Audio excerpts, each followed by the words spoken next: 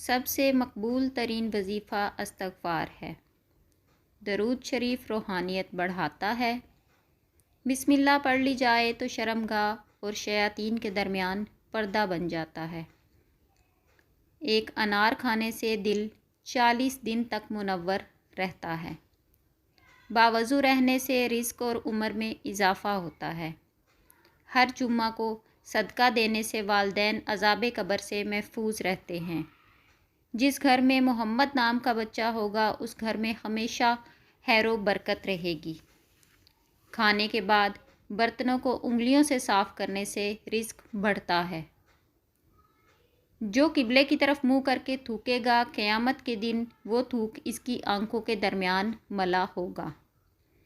دسترخوان سے گرے ٹکڑے اٹھا کر کھانے والا کبھی جنون اور جذام کی بیماریوں میں مبتلا نہیں ہوگا۔ جمعہ کے دن ناخن کاٹنے سے بیماریوں سے شفا ملتی ہے۔ جو شخص نوح علیہ السلام پر 3 مرتبہ درود پاک بھیجے اس کو سانپ بچھو نہیں کاٹ سکتا۔ جنت میں ایک نہر ہے جس کا نام کوثر ہے۔ جو شخص اس کی آواز سننا چاہے وہ اپنے دونوں کانوں میں انگلیاں ڈال کر سن لے۔ یہ حضرت عائشہ کی روایت ہے۔ زیتون کی بدن پر مالش کرنے سے شیطان 40 دن تک دور بھاگتا ہے۔ ہر مہینے کے پہلے 3 دن شہد چاٹنا بڑی تکالیف سے محفوظ رکھتا ہے۔ جو شخص نہار منہ 7 عدد کھجور کھائے گا اس پر کبھی جادو اثر نہیں کرے گا۔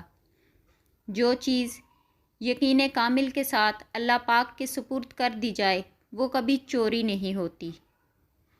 جو دن میں گناہ نہیں کرتا اسے رات کو مصلے پر کھڑے ہونے کی توفیق ملتی ہے۔ جو دن میں گناہ کرے گا وہ رات کو تہجد نہیں پڑھ سکتا۔ پاؤں سن ہو جائیں تو درود پاک پڑھنے سے فوراً آرام مل جاتا ہے۔ کھڑے ہو کر شلوار پہننا انسان کو سنگ دل بنا دیتا ہے۔ والدین کی طرف دیکھنے سے نظر میں اضافہ ہوتا ہے۔ عاشوراء کے دن کھانا کھلانے سے اللہ پاک سارا سال رزق مفت دیتے ہیں۔ بھولی ہوئی چیز کو یاد کرنے کے لیے درود پاک پڑھیں۔ جو شخص عافیت کی دعا مانگے گا وہ ہمیشہ پرسکون رہے گا۔ قضائے حاجت کے وقت فلش میں تھوکنے سے ذہن کمزور ہو جاتا ہے۔ وبا کے دنوں میں درود شریف پڑھنے والا وبا سے محفوظ رہتا ہے۔ سانپ دانتوں سے ڈستا ہے اور انسان آنکھوں سے، اس لیے ہمیشہ اپنی آنکھوں کی حفاظت کریں۔ جو عورتوں کی طرف بری نظر ڈالتا ہے علم کا نور اس سے چھین لیا جاتا ہے۔ مسواک کو زمین پر رکھنے والا شخص جنون جیسے مرض میں مبتلا ہو سکتا ہے۔ حجاب کرنے والی خواتین کبھی کینسر میں مبتلا نہیں ہوتی۔ بے پردہ عورت، تنگ اور باریک لباس پہننے والی عورت کی اولاد جو ہوتی ہے وہ بے حیا نکلتی ہے۔ جس کی جتنی شہرت ہوگی وہ اتنا بے سکون رہے گا۔ عاشوراء کے دن سرما لگانے سے آنکھیں سارا سال نہیں دکھتی۔ قبروں پر لگے کتبے پڑھنے سے ذہن کمزور ہو جاتا ہے۔ تیز خوشبو لگانے والی عورت ڈبل گناہ کی مستحق ہوتی ہے کیونکہ اس نے مردوں کو اپنی طرف متوجہ کرنے کا سامان پیدا کر دیا۔ سنت نبوی کے طریقے پر سونے والا کبھی ہارٹ اٹیک کا شکار نہیں ہوگا۔ کھڑے ہو کر پیشاب کرنے سے انسان جلدی مقروض ہو جاتا ہے۔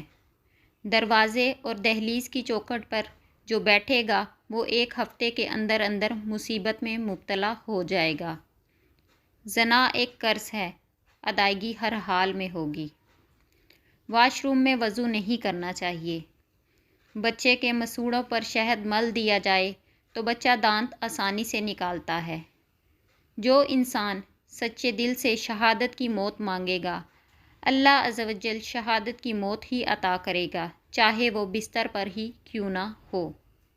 جس گھر میں لیمو کا درخت ہوگا اس گھر میں جادو جنات نہیں ہوتے۔ جس گھر میں کھجور ہوگی اس گھر میں کبھی کوئی بھوکا نہیں سوئے گا۔ تہجد کے وقت آنکھ نہ کھلتی ہو تو رات کو عشاء کے بعد 2 رکعت پڑھ کر سو جایا کرو۔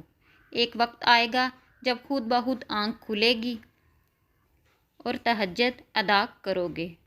مسواک کرنے والے کو موت کے وقت کلمہ طیبہ نصیب ہوتا ہے۔ جو شخص ہر ہچکی پر کلمہ طیبہ پڑھے گا اسے موت کے وقت کلمہ نصیب ہوگا۔ کبھی اچھی چیز کو دیکھو تو ماشاءاللہ کہا کرو، نظر بد سے محفوظ رہے گی۔ جو شخص قرآن پاک یاد کرنا چاہے وہ سب سے پہلے سورۃ یوسف کو یاد کرے، باقی قرآن جلدی یاد ہو جائے گا۔ دعا مومن کا ہتھیار ہے اور ہر وظیفے سے زیادہ مؤثر ہے۔ رات کو اگر کسی وقت اٹھنا چاہیں اور آنکھ نہ کھلتی ہو تو 3 مرتبہ اپنا خود کا نام پکار کر کہیں کہ مجھے فلاں وقت بیدار کر دینا۔ آپ کا ہمزر آپ کو ٹھیک وقت پر جگا دے گا۔ منہ سے ناخن کاٹنے والا برس کی بیماری میں مبتلا ہو جاتا ہے۔ جس کا دل سخت ہو وہ مساکین کے سر پر ہاتھ پھیرا کرے اور یتیموں کو کھانا کھلائے۔ کھیرا اور کھجور ایک ساتھ کھانے سے دبلے پتلے لوگ صحت مند ہو جاتے ہیں۔ صدقہ بلاؤں کو ٹالتا ہے۔ اللہ کے راستے میں 1 روپیہ خرچ کرو گے تو اللہ 10 روپے واپس دیتا ہے۔ وظیفوں میں کامیابی چاہتے ہو تو ہنسنا، بولنا اور کھانا پینا کم کر دو۔ اگر حکمت کی باتیں آپ کو اچھی لگی ہوں تو میرے چینل کو سبسکرائب کر دیں تاکہ ہم آپ کی روحانی معلومات میں اضافہ کرتے رہیں۔ اپنا بہت سارا خیال رکھیے گا، اپنی دعاؤں میں مجھے بھی یاد رکھیے گا۔ اللہ حافظ۔